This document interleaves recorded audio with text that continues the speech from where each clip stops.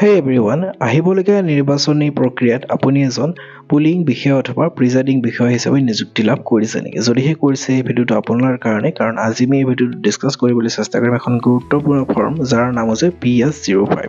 এই ফৰ্মখন আমি ভালদৰে ফিল কৰি কেনেকুৱা ধৰণে সাবমিশন কৰিব লাগে সেই গোটেইখিনি কথা আজি এই ভিডিঅ'টোৰ জৰিয়তে জানিবলৈ চেষ্টা কৰিম। গতিকে আহকচোন বেছি দেৰি নকৰি আজি আমাৰ ভিডিঅ'টোৰ মাজলৈ যাওঁ আৰু এই PS05 ফৰ্মখন কি আৰু কেনেধৰণে ফিল কৰি সাবমিশন কৰিব লাগে সেইখিনি কথা অকণমান জানি লওঁ।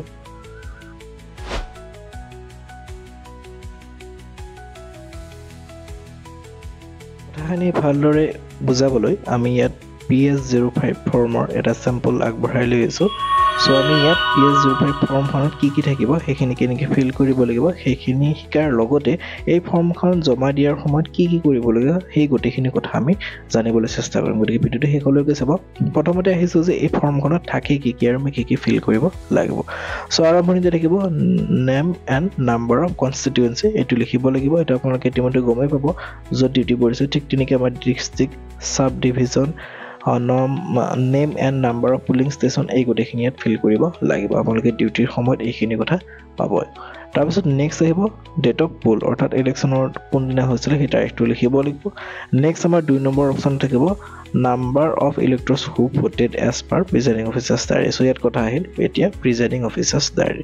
যদি আপোনালোকে প্ৰিজাইডিং অফিচাৰ্ছ ডায়েৰীৰ বিষয়ে কিবা জানিবলগীয়া থাকে বা কিবা ডাউট আছে, ইতিমধ্যে আমি তাৰ ওপৰত এটা চেম্পল ভিডিঅ'ৰ জৰিয়তে আপোনালোকক বুজাবলৈ চেষ্টা কৰিছোঁ। যদি এতিয়ালৈকে ভিডিঅ'টো চোৱা নাই তেনেহ'লে অতি শীঘ্ৰেই গৈ আমাৰ চেনেল ভিজিট কৰি এই ভিডিঅ'টো চাই ল'ব, কাৰণ আমি তাত পুংখানুপুংখভাৱে প্ৰিজাইডিং অফিচাৰ্ছ ডায়েৰীত কি থাকিব, কি ভৰাব লাগিব সেই গোটেইখিনি কথা ডিছকাছ কৰিছোঁ। চ' মই ভিডিঅ'ৰ মাজলৈ আহিছোঁ। চ' আমি প্ৰিজাইডিং অফিচাৰ্ছ ডায়েৰীৰ পৰা আমি চাই কিনি ইয়াত মেল ভোটাৰ কিমান হ'ল, ফিমেল ভোটাৰ কিমান হ'ল আৰু টোটেল কিমান হ'ল সেইটো আমি ইয়াত ছাবমিট কৰিব লাগিব। আপোনালোকে মনত ৰাখিব যে এই হিচাপটো আমাৰ ফাৰ্ষ্ট পুলিং অফিচাৰৰ হাতত থাকে। চ' প্ৰিজাইডিং অফিচাৰ্ছ ডায়েৰীটো আমি ফাৰ্ষ্ট পুলিং অফিচাৰৰ পৰা লৈ কিনি ইয়াত ছাবমিট কৰিব লাগে।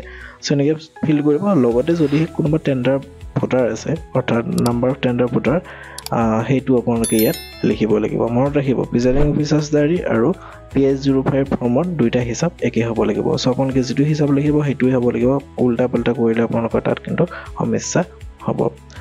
তাৰপিছত ইয়াত থাকিব আমাৰ প্ৰিজাইডিং অফিচাৰৰ এটা ছিগনেচাৰ। চ' মেইনলি এইখিনিয়ে হ'ল আমাৰ PS05 ফিল কৰিব লাগিব লগীয়া কথা। কিন্তু এতিয়া ইয়াত কেইটামান আপোনাৰ বাক্য আছে চাব। ইয়াত লিখিছে যে for use in collection centre. ইয়াত আমাৰ কালেকশ্যন চেণ্টাৰত এইখিনি আমাৰ বস্তু ফিল কৰিব, এইখিনি আপোনালোকে ফিল কৰিব নালাগে, মনত ৰাখিব। এতিয়া কথাটো হ'ল যে এইখন জমা কেনেদৰে দিম। আপোনালোকে জানে যে ইলেকশ্যনৰ যেতিয়া মেটেৰিয়েলছসমূহ জমা দিওঁ সেই সময়ত বহুত আমি বস্তু হাতে লৈ যাব লাগে। অৰ্থাৎ এনেকুৱা যে আমাৰ গোটেইসমূহ খাম দিয়াই থাকে, এনভেলপ দিয়াই থাকে। সেই এনভেলপত আমি বস্তুবিলাক ভৰাব লাগে। তাত নামবোৰ মেনশ্যন কৰা থাকে যদিও কিছুমান বস্তু যদি ভৰাই লৈ যাওঁ আকৌ চিল খুলি আমি আকৌ তাত দিবলগীয়া বহুত সমস্যাৰ সৃষ্টি হয়। গতিকে আপোনালোকে কি কৰিব, এই PS05 যিখন ফৰ্ম আছে এই ফৰ্মখন যেতিয়া একেবাৰে সৰু খাম আছে সেই খামটোত ভৰাই কিনে হাতত লৈ যাব। অৰ্থাৎ হাতত কি এইখন যাতে আপোনালোকে তাত বিচাৰিলেই দিব পাৰে তেনেকুৱা হিচাপত লৈ যাব। কাৰণ এই ফৰ্মখন যেতিয়া আপোনালোকে ছাবমিট কৰিব গোটেইবোৰ মেটেৰিয়েলছ তেতিয়া তাত এখন বিচাৰিব। চ' আপোনালোকে চিল পেক কৰি ডাঙৰ এনভেলপৰ ভিতৰত ভৰাই দিলে আকৌ এখন খুলি কিনে তাত বিচাৰি দিব লাগিব। এনেকুৱা ধৰণৰ সমস্যা আমাৰ প্ৰায় দেখা পোৱা যায় যেতিয়া মেটেৰিয়েলছসমূহ জমা দিয়া হয়। গতিকে আপোনালোকে এইটো ভালদৰে অকণমান চাই ল'ব যাতে কোনো ধৰণৰ খেলিমেলি নহয়। কাৰণ ইলেকশ্যন এটা তাত আমাৰ ইলেকশ্যনৰ গোটেই কাম কাজ শেষ হোৱাৰ পিছতো, অৰ্থাৎ আমাৰ ভোটিংটো শেষ হোৱাৰ পিছতো মেটেৰিয়েলছখিনি জমা দিওঁতে বহুত আমাৰ কষ্ট হয় বহু ক্ষেত্ৰত। কাৰণে বহুত তেনেকুৱা ধৰণৰ ভুল কৰোঁ আৰু অন্যান্য কিছুমান কাগজ পত্ৰ আছে যি আমি হাতে লৈ যায় তাত পুলিং আমাৰ মেটেৰিয়েলছ কালেকশ্যন কাউণ্টাৰত জমা দিব লাগে। চ' যদিহে আপোনালোকে সেইখিনিও জানিব বিচাৰে যে কি আমাৰ হাতে লৈ কিনে আমাৰ মেটেৰিয়েলছ কালেকশ্যন চেণ্টাৰত জমা দিব লাগিব তেনেহ'লে আমাৰ কমেণ্ট ছেকশ্যনত জনাবলৈ নাপাহৰিব। আমি পৰৱৰ্তী ভিডিঅ'টো তাৰ ওপৰত বনাবলৈ চেষ্টা কৰিম। আশা কৰিম এই ভিডিঅ'টোৰ দ্বাৰা আপোনালোকৰ কিছু সহায় হ'ব। ধন্যবাদ।